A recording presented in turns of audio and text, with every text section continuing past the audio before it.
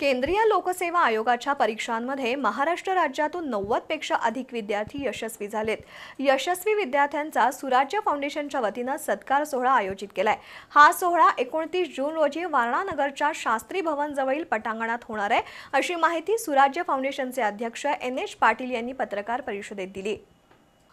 केंद्रीय लोकसेवा आयोगाच्या स्पर्धा परीक्षेत देशभरातून हजारो विद्यार्थी सहभाग नोंदवतात।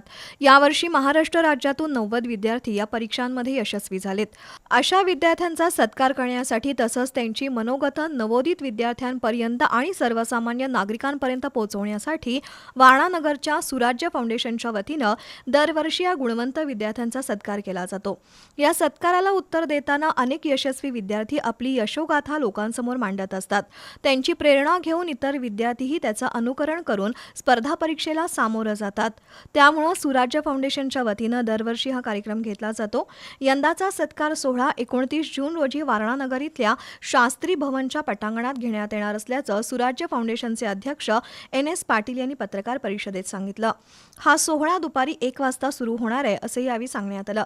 पत्रकार परिषदेला प्राध्यापक जीवनकुमार शिंदे, सतीश इंगळे, शंभो कुंभार, राजेंद्र पाटील उपस्थित होते।